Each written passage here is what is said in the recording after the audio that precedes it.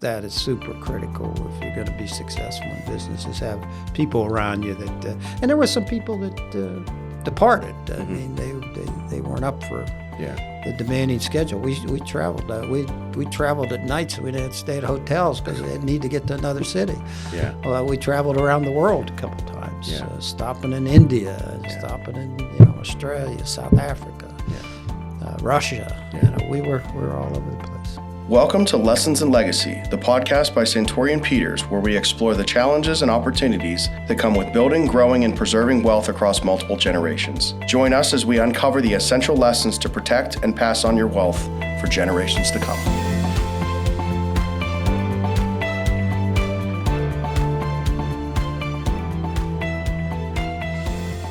Welcome. Thank you. I thought it would be interesting to hear your story, and how you got started, how you came from Belle Vernon, right, small town, to United States Naval Academy, and then matriculated through several jobs, eventually becoming the CEO of a Fortune 500 company, and now a private business owner. So, a lot of what I've learned through life has obviously come through you. And I just wanted you to kind of share your story and your thoughts on different things like legacy, family values, and what matters most to you. So why don't you start off by telling us a little bit about yourself and, where you came from, what your history is. Okay. Well, I grew up in, like you said, a small town. My father was a steel worker. Went to Belle Vernon High School. Actually, a good academic record, along with playing some sports, which allowed me to get recruited to play football at the United States Naval Academy. And although I only played the freshman year, that's how I got in. And at the academy, I focused on engineering primarily, and went on to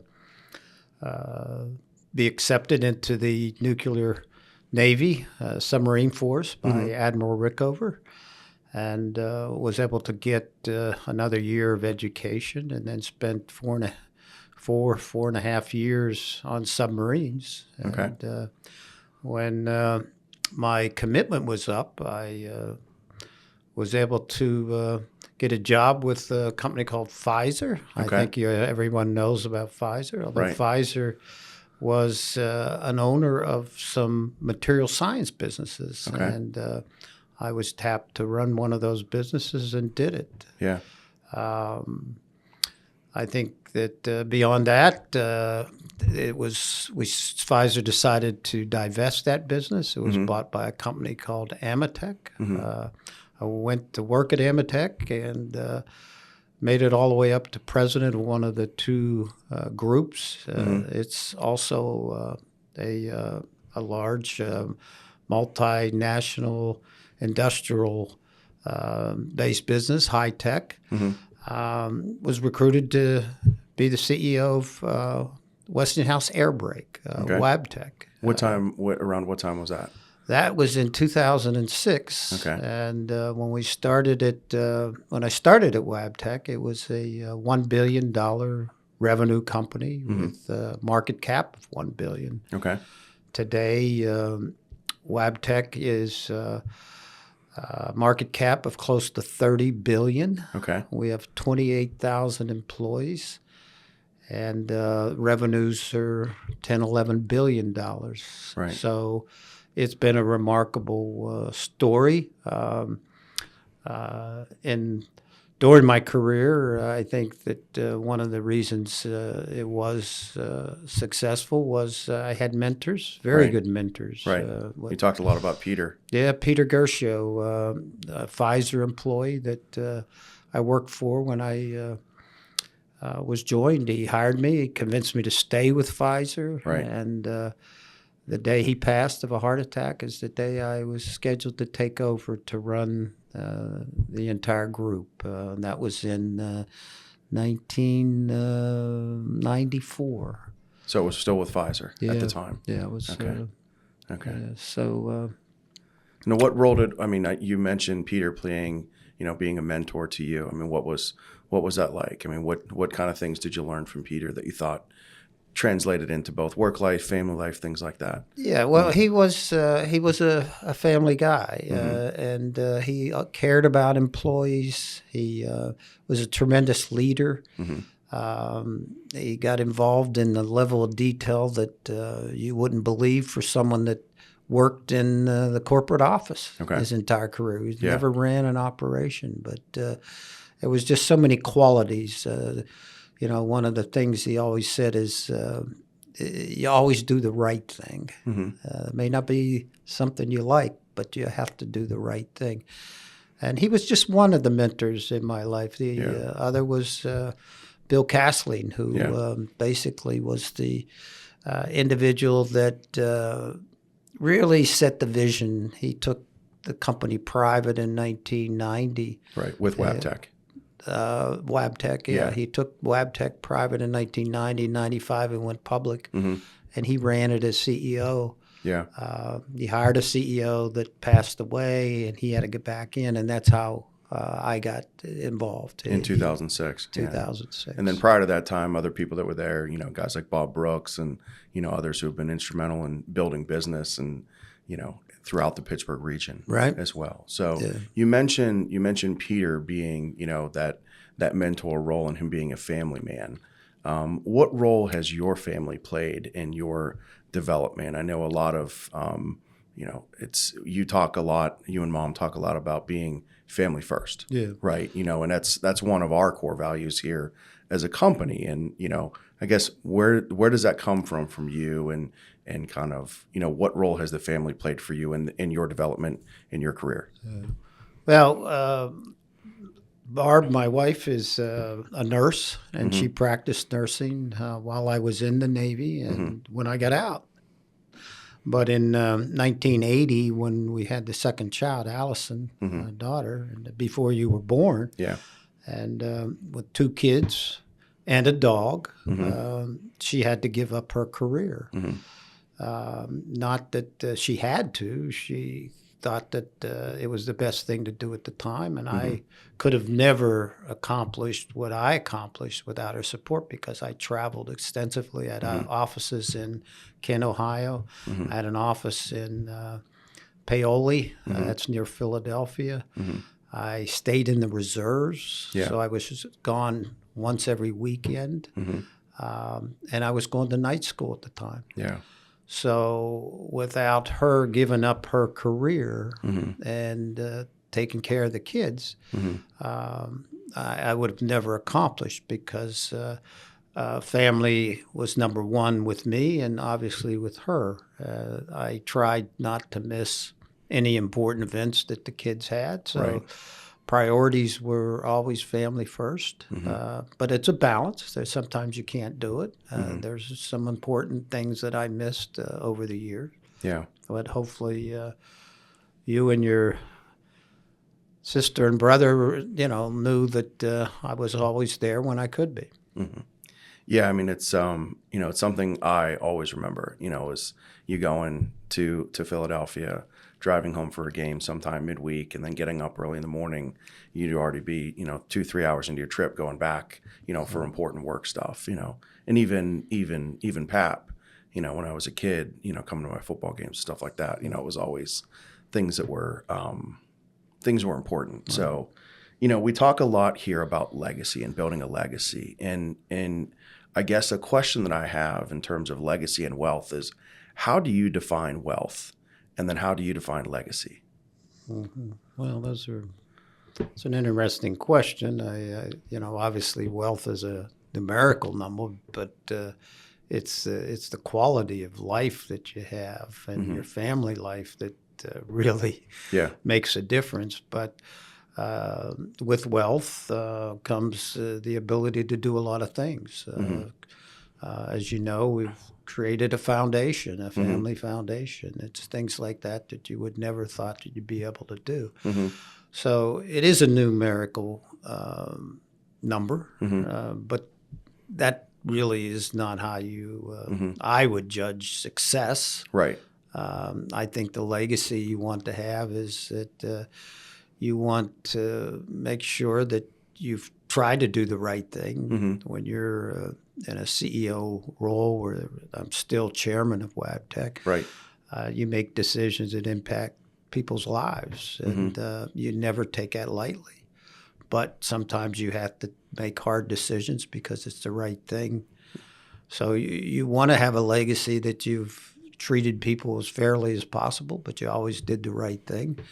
And that your family, hopefully your kids have learned something. They've seen what you've done with the wealth that was generated. And maybe they continue that, get involved much more with the foundation and their own families, setting up various trusts and things like that are very important. I think estate planning, you don't realize when you're young how important that is, but it becomes a major part of looking into the future because we're not going to be here forever. Right.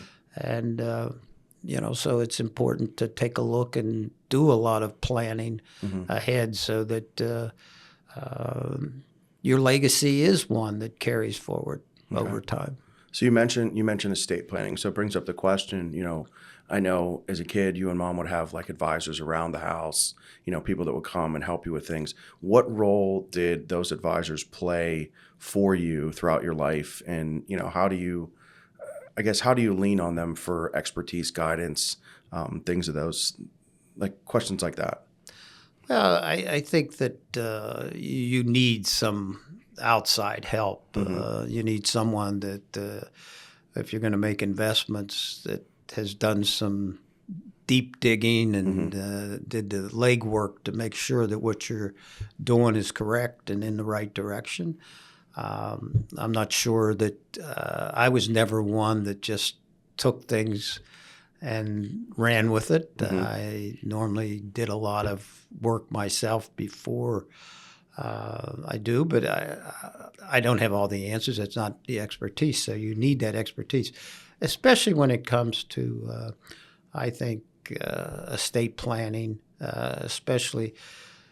You just have to be careful that you don't go down one single path. I think diversification is extremely important, and sometimes the advisors that I've worked with were specialized, so that's why I worked with multiple people a few times. But once you get established, I think finding someone that you trust and can count on to answer your questions and hopefully give you good advice is important. Yeah, it's like looking at rather than looking at it piecemeal, one by one, looking at that whole picture and figuring out, what can we do from an estate planning perspective, or insurance, or trust, or tax, or charitable giving. It gets much more complex than what stock should I buy.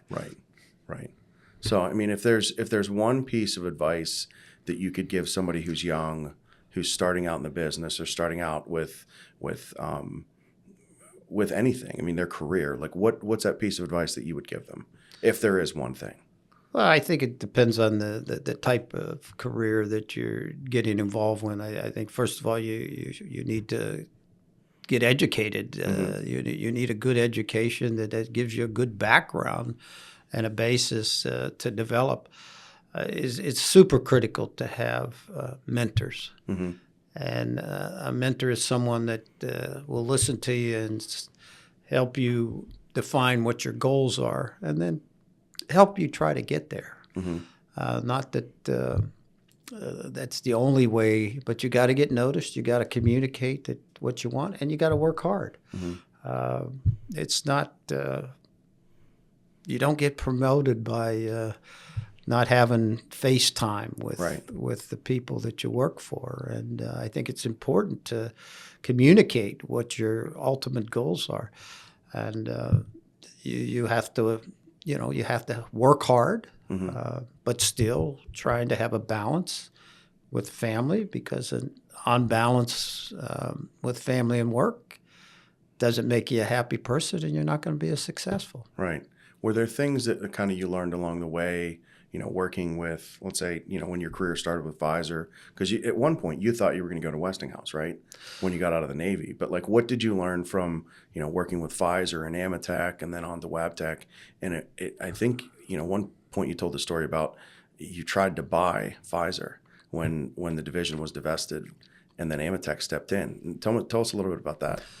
Well, I ran the group. It was a small group. It was no more than $28-30 million of revenue. I loved what I was doing. I loved the business I was doing. And they put it up for sale, so I got an investment banker and tried to buy the business. And it just happened to be that the corporate development guy from Amatec knew the CFO of Pfizer, and he got wind of the divestiture they were going to make and outbid me by quite a bit. So, I struggled with possibly moving on, but I decided to stay because Peter Gershio convinced me that was probably the best thing, and he went along with the business. Okay. And shortly after that is when I took over for him. You never know looking forward. What was it, the right thing or not? Probably the safest thing for the employees, but it was a great business and we would have done great with it. Yeah. So like, is there anything that you learned from that situation? Obviously, trying to put together a deal to, take over that business. And well, where I really, which helped me develop personally in business, was the fact that when I got to Amatec, I was in a leadership. I was part of the executive office. Okay. So it was the CEO, myself. I ran one group, and there was another group president, and the CFO, and the four of us basically develop a plan. Amatec was only, I think, maybe $700-800 million business at the time. Right. And we put together a growth strategy as well as a business model. Okay. It's there that I really learned how to do it. We did it collectively. And so you put together a strategic plan for the company. And we grew the company, and it started, we did a lot of acquisitions, and we set up a very simple growth strategy that all the employees understood. It was easy to understand. It had 4 points. And that really helped me because when I went over to WABTEC, I basically took that model and took a company that really had a lot of what I call low-hanging fruit. And one of the reasons I went there, I saw the opportunity of taking the company and really do something with it because no one in that industry did anything like what we did there. And important, two things, again, I want to emphasize the importance that I had the support of Barb, my wife, that whole time, because I traveled the world. I mean, we just went everywhere. But I also had a great team of people. And we were very aligned on what we were going to do and how to do it.